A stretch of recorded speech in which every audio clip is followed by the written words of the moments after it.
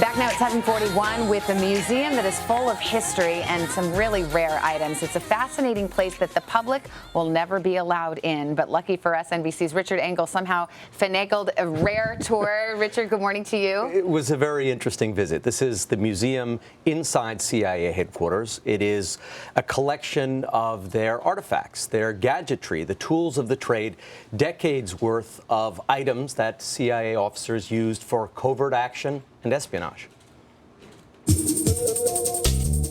It's the stuff of movies. I think it got shredded before they got in. But to actually walk the halls of the Central Intelligence Agency is to see the relics of real-life dramas. Part of a safe retrieved from the World Trade Center after 9/11. The mock-up of Osama bin Laden's compound. The original model was used to brief the policymakers, to brief the president. To brief the president. Absolutely, and the assault team used it to plan their raid. It's all on display in the greatest museum you'll never see. This is the rifle that was recovered from the third floor of the Abbottabad compound by the assault team. That's Osama bin Laden's personal AK-47, shown to us for the first time. How did it end up from there in Pakistan to here at the CIA headquarters? Director Panetta asked that it come into the museum collection, and so we're very fortunate to have it. Have you seen the movie Zero Dark 30? Yes, I have. Is that about right? One of the Navy SEALs picked it up and brought it out? Well, I can't confirm or deny exactly where the weapon was. I just know that I have it in my museum, and I'm happy to have it. From the beginning, the CIA has invented all kinds of gadgetry, like the micro-dot camera. I take about 11 shots with the disc, reducing a full page of text to an image that's less than 1 millimeter by 1 millimeter. A pipe that silently receives a radio broadcast. And then there's the insectothopter. Obviously looks like a dragonfly. It is an unmanned aerial vehicle. It's a drone. It's a drone. It's a 40-year-old drone. You have a fascinating collection. It is American history.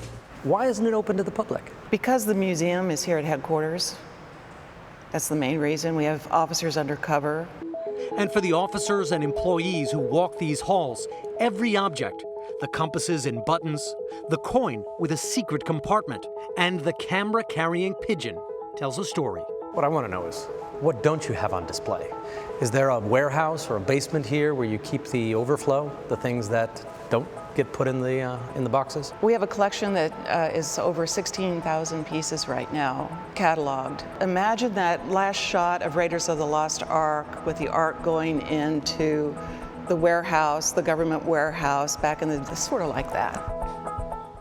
Now, each one of these items could be its own story, but just, you saw that little micro-dot camera. Yes. This is the way it works. So you take that little camera and you mount it above a document, a photograph, whatever you want, blueprints, whatever it is you want it to photograph.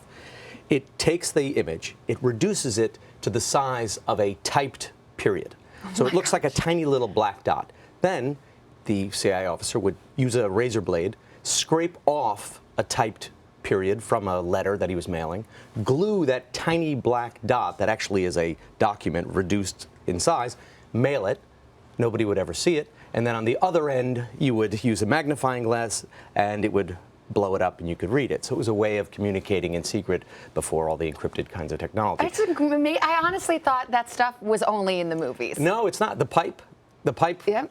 The way it worked is there's a little transmitter in the bowl of the pipe. So someone would bite down on the pipe as if they were chewing a pipe, and then the transmission would run down the stem of the pipe, through the jawbone, and play in the small bones in your ear, so you could actually hear the transmission silently while it looks like you just have the pipe in your mouth. Richard, it's a fascinating story. Thank you for giving us a look at I these have something for you from the museum.